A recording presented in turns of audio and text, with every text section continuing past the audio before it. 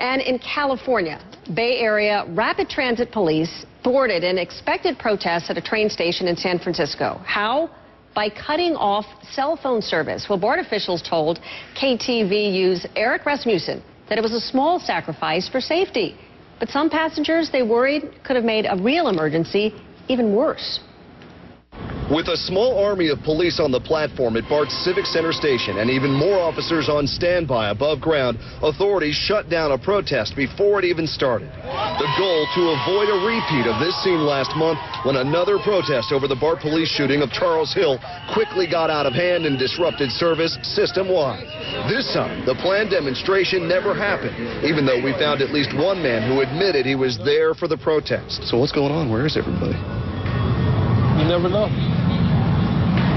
All right. It might be here, it might not. The one thing everyone seemed to notice, including us, was a sudden lack of cell phone service. I'm scared now.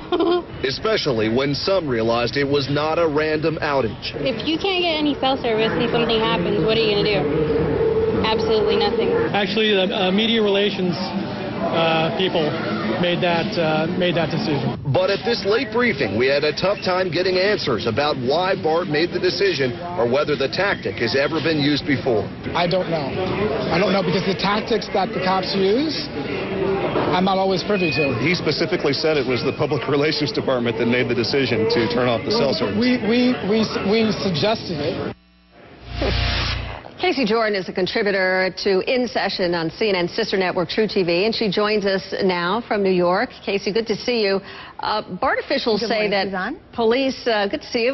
They say that police say that the #1 priority was to keep everybody safe and that they had successfully done that. But shutting down cell phone service, you know, obviously a lot of people raised eyebrows over that. And the first question is this something that we've seen before?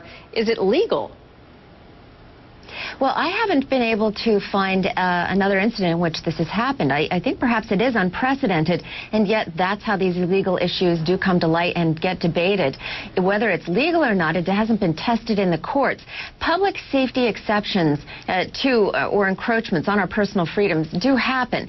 And remember, we just had evidence of that protest getting out of control last month. Of course, everybody wants their personal freedoms. They fear censorship. They're all worried about living in a police state, and yet when a protest turns into violence and people get hurt, they love to blame the police. So you can't have it both ways. The Public Relations Department did make this decision, but I'm sure they did it after consulting their counsel within the police department. Casey, a lot of people wondering, what happened to freedom of speech here? Assembly without government interference that's protected by the First Amendment. Oh, well, there was nothing to stop the protest from happening. They didn't try to shut down the protest. They simply turned off the cell service so that it couldn't become viral. And I believe that they did that based on how the protest from last month really accelerated. Again, the framers of the Constitution could not possibly have foreseen the world that we now live in with our smartphones and our Wi-Fi and our hotspots.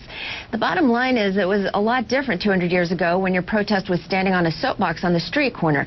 Now you can incite people with misinformation, with calls to violence, and in many ways, things can get out of hand. It really is just a cost-benefit analysis of where your freedom of speech begins to threaten the public safety. And again, they did use intelligence. This was they did verify the protest, and they were simply trying to stop a repeat of what happened last month. Casey, they say it's a matter of public safety, but what would have happened if there was an emergency and if passengers wouldn't have been able to even call 911?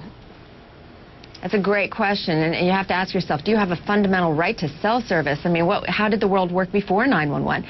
I think what the police did, and we saw some of that in that video, is they really made their police presence known at that particular station where the protest was going to happen. And as much as we are so reliant on our cell phones, the bottom line is that when you can simply shout for help, ask others to help you out, I think there are still police call boxes. Anyone could flag down a police officer. At the same time, nothing bad did happen, but if it had happened, we may not see so much public support for that particular tactic Casey, at that very time. quickly here, if I could turn the corner, the recent riots in London that we've seen, the British Prime Minister David Cameron says that he's thinking about blocking all social media during those demonstrations. And free speech groups are saying, really? I mean, would you really do that? I mean, Arab rulers did the same thing during these anti-government uprisings the past year or so. I mean, doesn't that violate basic freedoms? I think it's going to take courts to interpret where we cut the line, and I absolutely agree that it's a slippery slope. What we saw with the BART station was temporary. It was perhaps a few minutes to a few hours, I'm not sure.